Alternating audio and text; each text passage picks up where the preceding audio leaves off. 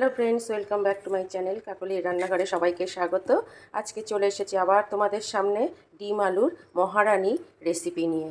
চলো দেখতে থাকো। এই গরমে হালকা পাতলা খাওয়াই আমাদের শ্রবণীয়, যাতে শরীর সুস্থ থাকে।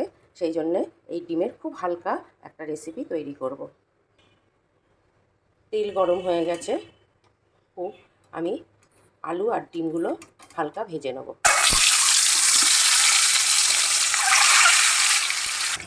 দেখতে পাচ্ছ আমার ডিমটা ভাজা হয়ে গেছে। আমি ডিমটা এবার তুলে নেব। এবার আলুগুলো একটু লাল করে ভেজে নেব। এই আলুগুলো লাল করে ভেজে নেব। দেখো আমার আলুগুলো ভাজা হয়ে গেছে। এবার আলুগুলো তুলে নেব। এভাবে তুলে নেব। আমার আলু ডিম ভাজা হয়ে গেছে, আমি তুলে নিলাম। এবার দেখতে থাকো আমি এই রেসিপিটা কি সহজ উপায়ে তৈরি করি। কড়াইতে আমার তেল আছে। তেলের মধ্যেই আমি সামান্য জিরে, গোটা জিরে দিয়ে দেবো।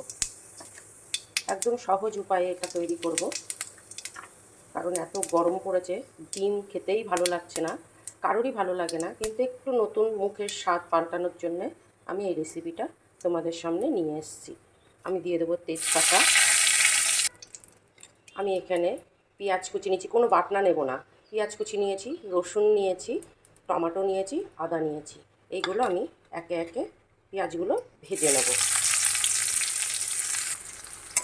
পেঁয়াজগুলো সুন্দর করে হালকা হালকা ভেজে নেব।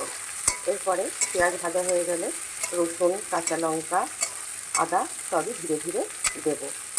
সবই হালকা হালকা ভাজবো, দেখতে থাকো।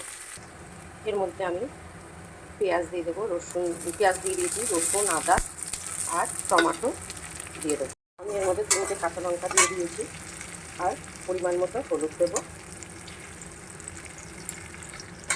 জিরের গুঁড়ো দেবো, আর আমি একটু কাশ্মীরি লঙ্কার গুঁড়ো দেবো কালার করার জন্য। এগুলো দিয়ে ভালো করে কষাতে হবে, ভালো করে নাড়তে হবে, যাতে এটা পুড়ে না যায়। পুড়ে গেলে একটা ফুটফুটে ভাব আসবে। আন্দাজ মতো লবণ দেবে, তোমাদের স্বাদ মতো লবণ দেবে। আমার ভাজা ভাজা হয়ে গেছে। আমি এর মধ্যে সামান্য পরিমাণ জল দেবো, বেশি জল দেবো না। এটা একটু শুকনো শুকনোই করবো, দারুণ টেস্টি হবে এটা। আর আমি এখনও কিন্তু অনেকটাই জিনিস বাকি আছে, সেগুলো আমি পরে দেখাচ্ছি। এই জলটা এইভাবেই দেবো, আর বেশি দেবো না, একটু ফুটতে দেবো। দেখো আমার ঝোলটা ফুটে গেছে পুরো। এর মধ্যে আমি ডিম আর আলুটা দিয়ে দেবো। খুব সহজ উপায়ে এই রেসিপিটা তোমাদের দেখাচ্ছি। কোনো শরীরের ক্ষতি হবে না, একদম শরীরের পক্ষে পুষ্টিকর এবং ভীষণ খেতেও সুস্বাদু হবে। এভাবে একটু আলুগুলো সেদ্ধ করে নিতে হবে। ভাজাতেই অনেকটা সেদ্ধ হয়ে গেছে। এবার একটু ঢাকা দিয়ে দেবো। এবার ঢাকনাটা তুলে নিয়ে দেখি কতটা কি হলো। দেখতেই পাচ্ছ আমার প্রায় হয়ে গেছে, সুন্দর কালার এসছে। আলুটা দেখো সেদ্ধ হয়ে গেছে, পুরো সেদ্ধ হয়ে গেছে। এবার আমি এর মধ্যে আন্দাজ মতো, যে যেমন মিষ্টি খাবে সেইভাবে মিষ্টি দেবে। মিষ্টি না হলে এই রান্নাটা পুরোপুরি পরিপূর্ণ হয় না। তাহলে এই রান্নাটার জন্য আমি সামান্য পরিমাণ মিষ্টি দিলাম, যে যেরকম খাবে সেইভাবেই দেবে। তাহলে বন্ধুরা কেমন কালার এসছে দেখো, যেমন দেখতে হয়েছে তেমনি। আর একটু গুঁড়ো গরম মশলা দিয়ে দেবো। এবার নাড়াচাড়া করে নেব। সব শেষে কী দিই দেখো, সব শেষে আমি টমেটো সস দিয়ে দেবো।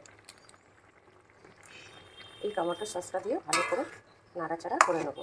এইটার জন্য আরও স্বাদটা দ্বিগুণ বাড়িয়ে দেবে। একদম আমি কোনো বাটা মশলা ব্যবহার করিনি। এটা একটা সুন্দর পদ্ধতিতে তোমাদের মহারানি ডিম তৈরি করলাম। তোমরা এইভাবে তৈরি করে দেখো কেমন লাগলো। আমার ডিমটা তৈরি হয়ে গেছে, দেখতে পাচ্ছ কত সুন্দর কালার এসছে এবং খেতেও দুর্ধর্ষ হয়েছে। তাহলে এবার নামিয়ে ফেলি। তোমরা দেখতে পারলে যে মহারানি এগ তৈরি হয়ে গেছে, অর্থাৎ মহারানি ডিম। কীভাবে করলাম দেখলে। আমার ভিডিওগুলো কেমন লাগছে অবশ্যই কমেন্ট, লাইক করে জানাবে। আর যারা যারা আমার ভিডিওগুলো এখনও দেখোনি, তাদের কাছে অনুরোধ করছি তোমরা অবশ্যই দেখো এবং সাবস্ক্রাইব, লাইক, কমেন্ট করো। আর বেল আইকনটা প্রেস করে রাখবে, আমার ভিডিও ছাড়ার সঙ্গে সঙ্গে সবার প্রথমে তোমাদের যাবে। তাহলে আজকের মতো চলি, নেক্সট ভিডিওতে দেখা হবে।